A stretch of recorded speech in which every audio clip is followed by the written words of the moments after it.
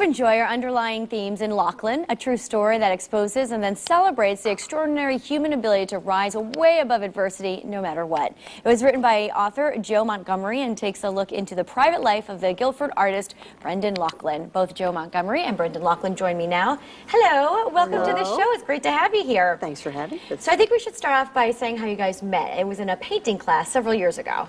Yes, about 10 years ago I saw posters for Brendan's painting class and took his class and was hooked by his painting technique and was also hooked by his stories. You must have been hooked because you wrote a whole book about it. Give us an overview of Loughlin.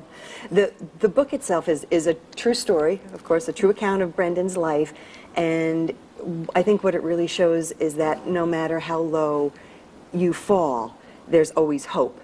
And I think a lot of people need that message today. I know I needed that message. Great. Brandon, tell me what did you have to overcome? So much. So much. I had lost everything, lost all the money, lost marriage, lost children, lost my credit, and I was like 57 years old and had never had an art lesson, and wound up in Guilford. Someone rented me one room, and I had to start over, and it was wonderful. That's what the story with the angels were. There were so many people in Guilford who just came in and helped. I guess a lot of people would have given up. What kind of motivated you to keep going? It's like you put one foot in front of another. I didn't see it really as much as a choice, and I felt that there is a God who will deliver you through this. I like to study, and the people in the furnace of fire, they went through the furnace of fire, and they came out, and the ropes were burnt off, but they were intact. So I thought, that's what I'd like to do. I'd like to be intact after I go through the furnace. And here I am, I'm intact. You certainly are, and quite a compliment from Yankee Magazine. They called you Connecticut's modern-day Van Gogh. Yes. Which is so impressive since you started later in life painting. Yes, yes. Let's take a look at some of your pictures. You could explain to me Sure. of what your specialty is. This looks fat. Is that on a beach? That is called Grass Island. I It's love sort that. of a I want to visit there. Yeah, it's in Guilford. It's down It by is. the marina, and it's a Guilford icon. Sometimes at Christmas, someone goes there and puts a wreath on it. Okay. So most people would paint it normally in the summer, but I saw that and I said that'd be a great painting, so that's why I did that. All right, and we have the pears up next. Pears, everyone loves pears. And now, Joe, you mentioned that this is a painting you could do in 2 hours or less. 2 hours. Brendan can show you how to do that painting. You'll have something lovely to bring home and hang in your kitchen. I love that. Not bad. Even people who are not artistic?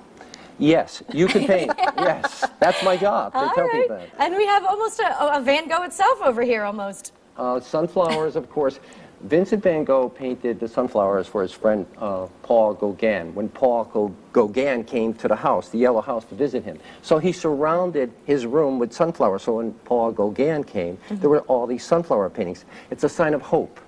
They were going to have a new start. So I think I was drawn to that for that. Very appropriate then. Yes. Why you... Yes. Oh, and here's another one with sunflowers. It's a mixture.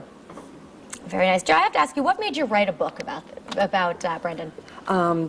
When Brendan was interviewed by Mel Allen of Yankee Magazine, Mel was so impressed with Brendan's story and he felt that it was so powerful. He said to Brendan, I bet within 2 years someone's going to come along and write your story. And I think that planted the seed. Ah, I And see. I think Brendan and I were both at points in our lives where Brendan was ready to tell his story and I was eager and anxious to write it. And it was just perfect timing. And you describe it, it's not just a book, it's a hug. What does that mean? I love it, but just explain it for me. I think, and I've talked to people afterwards, that once you've read this book, you go through the worst and you go through the best and you laugh and you cry, but at the end you feel good, like someone gave you a big hug. I like that. And you talk about after reading it, people change, reevaluate your lives. Did that happen with you when you were writing the book? It did. It did. I took a very different look at my life. Like a lot of people now, I was going through a difficult time financially. My family was going through a tough time, and I was starting to feel sorry for myself. And when I would meet with Brendan and I would look at what he's been through and what he's gotten past and how he looks at his life, it made all of my troubles just fade away, and it showed me how I should be looking at my life. Now, Brendan, earlier in the interview, you mentioned your angels, and my producer told me there's a pretty interesting story about socks. You needed some socks desperately. It's pretty much in Guilford. I have people that paint with me sometime, and a lot of them are very wealthy people, And like I have a class, and if I say I'm running low on something, it shows up at my door in bundles the next day. That's the only you way to do describe have it. angels. Yes. Oh, Yes. that's Yes. wonderful. Food, gourmet food, it's just delivered to my door. I mean, it's unbelievable. So, Great. Well, I have to ask, what's next for both of you? well, you're first. Go ahead, Joe. You start. I'm hoping that I can find another great topic and continue to write because I love it and I need to do it. Good. And I'm just going to continue painting. I mean, I love it. The rest of my life, I'll be a painter. And I will continue. I'll be downtown Guilford. People see me there, and I'll be painting.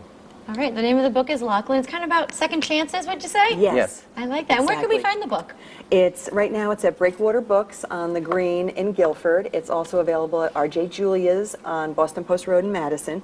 It's on Amazon.com. All right. Well, we can find it then. Readily Yes. available. All right. Thank you both for being here. Thank Thank you you. for sharing your story. Thank you. Thank you. All right.